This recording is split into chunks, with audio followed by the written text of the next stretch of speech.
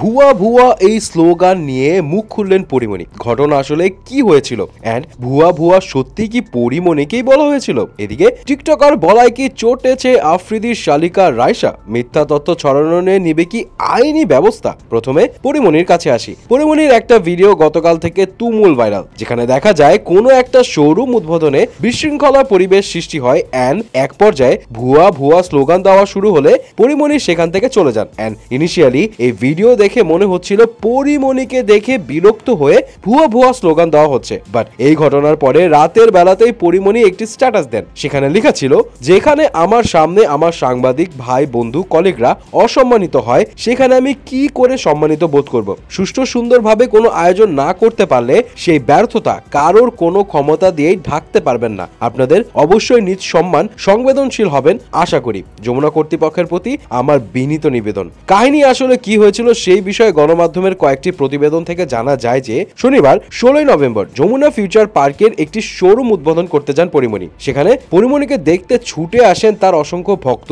তারপর আবার অনেক গণমাধ্যম কর্মীরাও সেখানে ছিলেন। ছোট স্পেস হওয়ায় নিরাপত্তার কথা চিন্তা করে অগণিত ভক্তদের অনেকে স্টেজের সামনে জড়ো হতে দিচ্ছিলেন না সিকিউরিটি গার্ডরা। এক পর্যায়ে পরিস্থিতি সামাল দিতে বেশ জোর খাটিয়ে স্টেজের সামনে উপস্থিত মানুষজনকে সেখান থেকে সরিয়ে দেয় সিকিউরিটি গার্ডরা। এন্ড ওই সময় দর্শকদের মাঝে অনেক সাংবাদিকও ছিলেন। তবে ক্ষুব্ধ জনতা পরে গণমাধ্যমে জানায়, সিকিউরিটি গার্ডের স্টেজের সামনে শুধু ঢুকতেই বাধা দেননি, তারা মেয়েদের গায়ে হাত দিয়ে নির্দিষ্ট স্থান থেকে সরিয়ে দিচ্ছিলেন, যেটা আসলে ক্ষোভ তৈরি করে উপস্থিত দর্শকদের। এদিকে ঘটনাস্থলে হট্টগোল বেঁধে যাওয়ায় পরিস্থিতি সামলাতে পরিমণি মাইক হাতে নিয়ে উত্তেজিত জনতা ও দর্শকদের শান্ত করার চেষ্টা করেন। বলেন, প্রতিষ্ঠানের পক্ষ থেকে আমি দুঃখিত যে আপনাদের ঢুকতে দেওয়া হচ্ছে না। বাট পরীর এই অনুরোধেও সিচুয়েশন সামাল দেওয়া যাচ্ছিল না, বরং পরিবেশ আরো গরম হয়ে গেলে এন্ড ভুয়া ভুয়া স্লোগান দেওয়া শুরু হলে পরী সেখান থেকে চলে যান।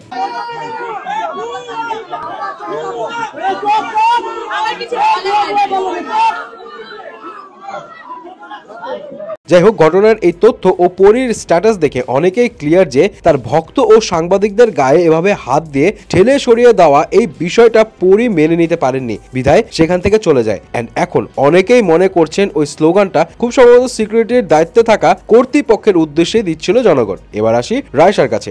এমনিতে তো তৌহিদ আফ্রিদির বিয়ে নিয়ে একটা বিভ্রাট তৈরি হয়েছিল, কারণ সোশ্যাল মিডিয়া থেকে কয়েকটা ভিডিও যেগুলো ভাইরাল হয়েছিল সেখানে উল্লেখ ছিল তৌহিদ আফ্রিদি টিকটকার রাইসাকে বিয়ে করেছে দীর্ঘ সময় প্রেমের পর। যদিও রাইসা পরে সোশ্যাল মিডিয়া হ্যান্ডেলসে ক্লিয়ার করে যে আসলে তৌহিদ আফ্রিদি তাকে নয়, বরং তার যমজ বোন রিশাকে বিয়ে করেছে। বাট ইতিমধ্যে ঘটনা যা ছড়ানোর তা তো ছড়িয়ে গেছে এন্ড এই বিষয়গুলো নিয়ে বোধহয় বেশ বিরক্ত রাইসা। গণমাধ্যমে তিনি জানান, আমি আমার বোন কেউই টিকটক স্টার না। আমাকে টিকটকে দেখেছে এমন মানুষও আপনি তেমন খুঁজে পাবেন না। হ্যাঁ, তবে আমি ব্র্যান্ড প্রমোট করি, কিন্তু 2023-এ বিয়ে এবং এরপর মা হওয়ার পর সামাজিক যোগাযোগ মাধ্যমে সক্রিয় ছিলাম না। আমার পরিবার ও স্বামীর পরিবারের একটা ভালো পরিচিতি আছে, কিন্তু বিভ্রান্তিমূলক তথ্য ছড়ানোর জন্য সামাজিকভাবে তিনি ক্ষতির শিকার হচ্ছেন। তিনি আরো জানান, যেসব সামাজিক যোগাযোগ মাধ্যম থেকে এসব করা হচ্ছে সেসবের বিরুদ্ধে আইনগত ব্যবস্থা নেওয়ার কথা ভাবছেন রাইসা। বিয়ের প্রসঙ্গে রাইসা বলেন, পরিবারের কিছু ঘনিষ্ঠ মানুষের উপস্থিতিতে কাবিন হয়েছে। আমরা চাচ্ছিলাম আনুষ্ঠানিক ঘোষণার পর সব সামনে আসুক, কিন্তু